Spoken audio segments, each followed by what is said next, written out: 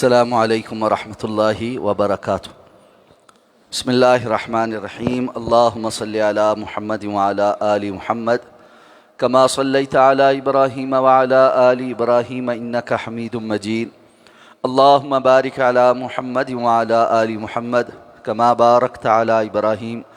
وعلی آل ابراہیم انک حمید مجید۔ عن عبداللہ بن عمر رضی اللہ عنہما قال ابتعت زیتا فی السوق فلما استوجبته لقيني رجل فأعطاني به ربحا حسنا فأردت أن أضرب على يد الرجل فأخذ رجل من خلفي بذراعي فالتفت فإذا هو زيد بن ثابت فقال لا تبعه حيث ابتعته حتى تحوزه إلى رحلك فإن رسول الله صلى الله عليه وسلم نهى أن تباع السلع حيث تبتاع حتى يحوزها التجار إلى رحالهم۔ رواه ابو داود و احمد۔ حضرت عبداللہ ابن عمر رضی اللہ عنہما سے روایت ہے، فرماتے ہیں کہ میں نے ایک دفعہ بازار میں زیتون کا تیل خریدا، اس کے بعد میں نے اپنا وہ جو مال تھا جو میں نے خریدا تھا اسے قبضے میں لے لیا، تو ابھی میں نے اسے اس جگہ سے دوسری جگہ منتقل نہیں کیا تھا کہ مجھے ایک آدمی ملا اور اس نے مجھے اس تیل کا بہت اچھا نفع پیش کیا، یعنی مجھ سے کہا کہ میں اس کو فروخت کر دوں اور اچھا نفع دے رہا تھا۔ تو جب میں نے وہ تیل اس کو بیچنے کا ارادہ کیا تو ایک آدمی نے میرے پیچھے سے میرا بازو کو پکڑ لیا۔ میں نے مڑ کر دیکھا تو وہ زید بن ثابت رضی اللہ تعالیٰ عنہ تھے۔ انہوں نے مجھے اپنی طرف متوجہ دیکھ کر کہا کہ اسے اسی جگہ پر نہ بیچو جہاں تم نے اسے خریدا ہے، یہاں تک کہ تم اس کو اپنے ٹھکانے پر لے جاؤ، یعنی اپنے مکمل قبضے میں نہ لے لو، کیونکہ نبی کریم صلی اللہ علیہ وسلم نے اس بات سے منع فرمایا کہ سامان کو اسی جگہ بیچا جائے جہاں اسے خریدا گیا ہے، یہاں تک کہ تاجر لوگ اسے اپنے ٹھکانے پر نہ لے جائیں۔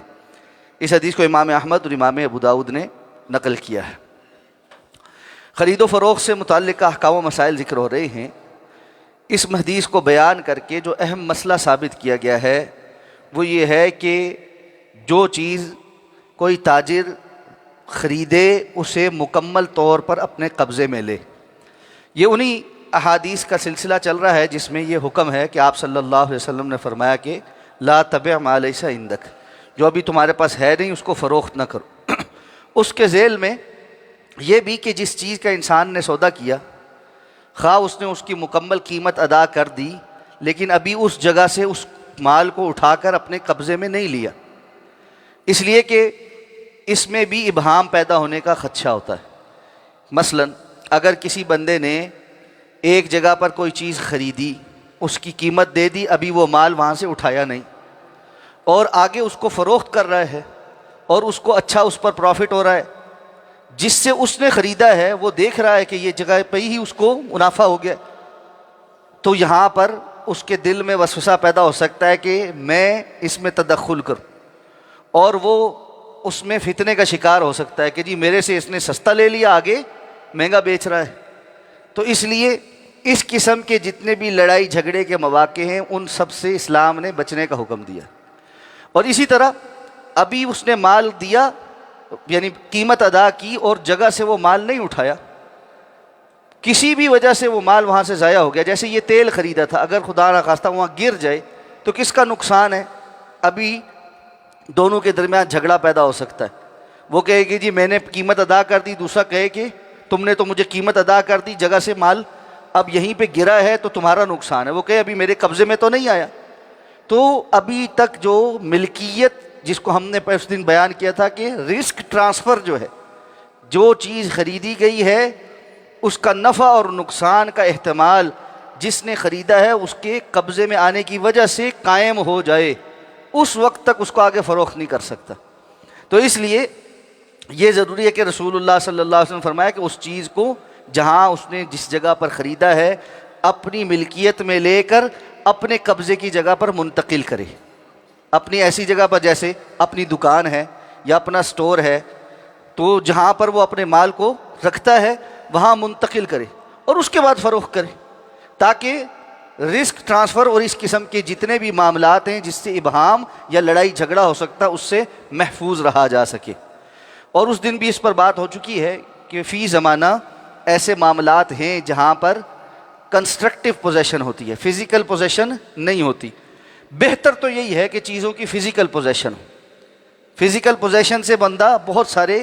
فسادات سے بچا رہتا ہے، لیکن یقینی طور پر اگر مال کسی ویئر ہاؤس میں پڑا ہے اور وہ تھرڈ پارٹی، بعض ایسے کاروبار ہیں جن میں ویئر ہاؤسز بڑے بڑے بنے ہوئے ہیں، لوگ اپنا مال کسی جگہ سے مثال کے طور پہ باہر سے منگواتے ہیں اور ان ویئر ہاؤسز میں سٹاک کر دیتے ہیں، اس کے بعد اس کو فروخت کرتے ہیں، اور اس ویئر ہاؤس کو کی جو مال کی ملکیت ہے اس کی رسید دوسرے تک پہنچ جاتی ہے، جس کے پاس وہ رسید ہوتی ہے وہ اس مال کا اب مالک ہے، اس کے نفع نقصان کا اب وہ مالک ہو جاتا ہے۔ تو اس کو کنسٹرکٹیو پوزیشن کہتے ہیں۔ اگر اس قسم کی کوئی نوعیت ہے جس میں حقیقتاً مال موجود ہو اور وہ اسی جگہ پر اس کی ملکیت کسی دوسرے کو ٹرانسفر ہو جائے جس کی وجہ سے رسک بھی ٹرانسفر ہوتا ہو، تو ایسی کنسٹرکٹیو پوزیشن درست ہے۔ لیکن یہ جو سوشل میڈیا ایپس کے ذریعے یا مختلف جو اپلیکیشنز ہیں جہاں پر آن لائن ٹریڈنگ ہو رہی اور پیچھے مال موجود ہی نہیں، اور اس میں صرف ہندسے ہیں جن کے اوپر ٹریڈنگ ہو رہی، جیسے ابھی سونے چاندی کی لوگوں نے ٹریڈنگ کی اور اس کے اندر جو آن لائن اپلیکیشنز تھی صرف اکاؤنٹس میں آپ کو شو ہو رہا ہے کہ سونا ہے، جب وہ گرا ہے تو سارے کا سارا وائپ آؤٹ ہو گیا ہے، ایکچوئل وہ فزیکل پوزیشن موجود ہی نہیں تھی۔ تو بالخصوص سونے اور چاندی اور کرنسی کے حوالے سے حکم پہلے بھی بیان کیا تھا کہ ان تین چیزوں کے حوالے سے شریعت کا ایکسپلیسٹ حکم ہے